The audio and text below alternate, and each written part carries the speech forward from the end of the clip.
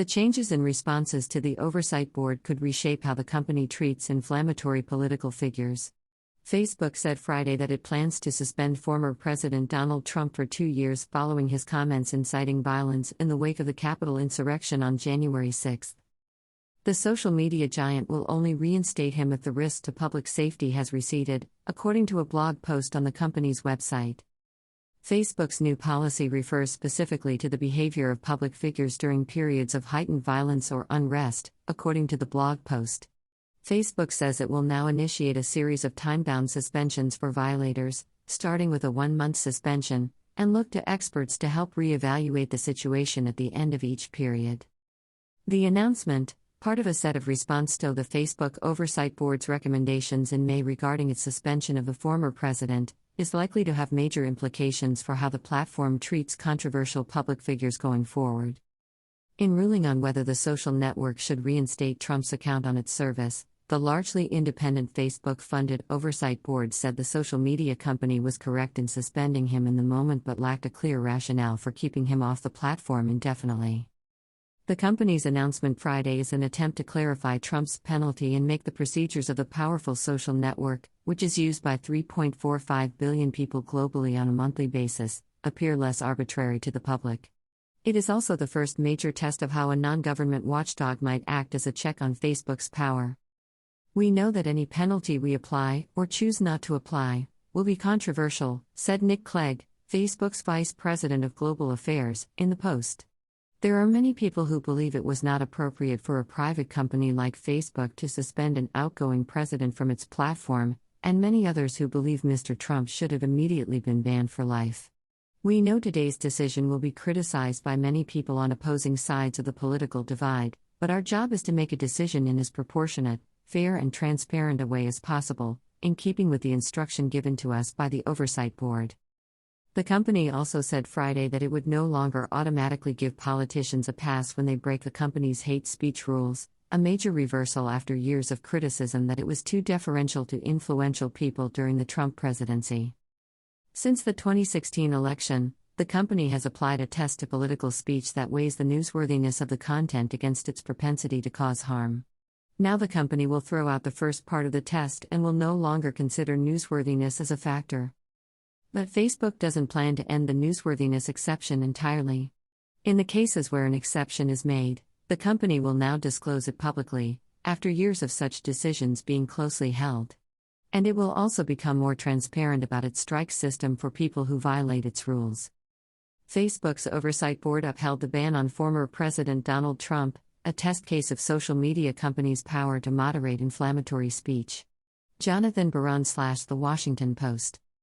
Trump has been suspended from the platform since January 6, when the company determined that his posts incited violence during the Capitol insurrection.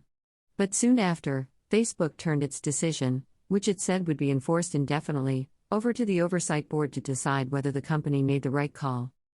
After 4 months of deliberations, the Oversight Board unexpectedly kicked the Trump decision back to the social network, giving it 6 months to decide whether to ban Trump permanently or reinstate him. It also recommended that the company publish a report about its role in the January 6 riot and make changes to its newsworthiness exception. The company has committed to responding to the board's recommendations within 30 days. The Oversight Board ruled that Facebook was right to suspend Trump in the moment. But it said that Facebook had not provided a better rationale for the indefinite suspension, noting that indefinite suspensions are not part of Facebook's policies. That rationale needed to be clear and transparent, the board said. Publicly, Facebook executives have deflected blame for the events at the Capitol onto other companies. The Washington Post and others have reported that rioters used Facebook to help organize. The Post reported last year that the newsworthiness exemption was first created in response to Trump's inflammatory remarks about Muslims during his candidacy. Since then, the company has maintained that it rarely used the exception and has only acknowledged using it 6 times. Those incidents were all outside the United States, and include political speech in Hungary, Vietnam, and Italy. How Facebook wrote its rules for Trump. In practice, however, Facebook has appeared to give politicians and political leaders a pass in many more instances. In 2019, CEO Mark Zuckerberg said the company would not apply its fact-checking to political ads, for example.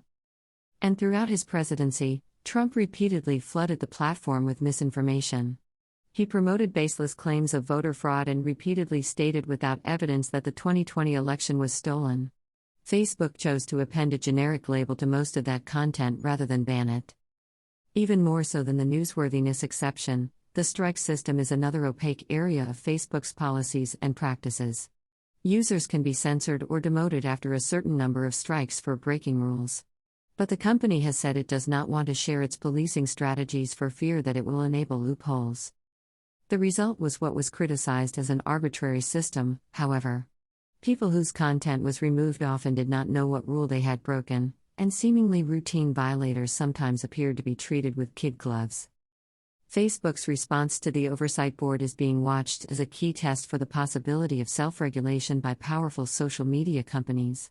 Facebook and other Silicon Valley giants are facing a wave of potential new regulation over issues such as privacy and algorithmic transparency all over the world, as well as a major antitrust lawsuit in the United States.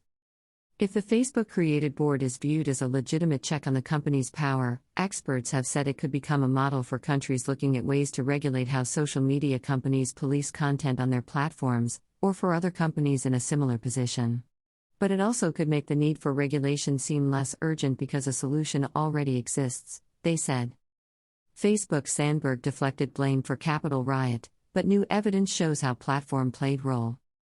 In 2018, Zuckerberg, under immense political pressure over the company's content moderation practices, presented the idea for an independent body that would oversee controversial decisions made by the social network.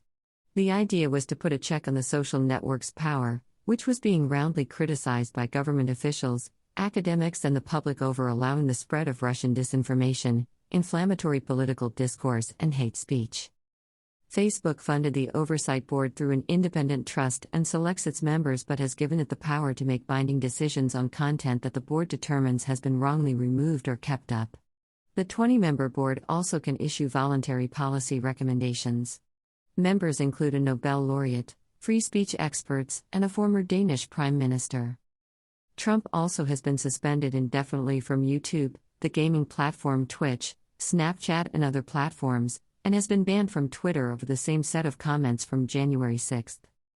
Trump built one of the world's most powerful and passionate online audiences during his tenure as president. But researchers have shown that he has not been able to garner the same level of online attention since he was taken off mainstream platforms.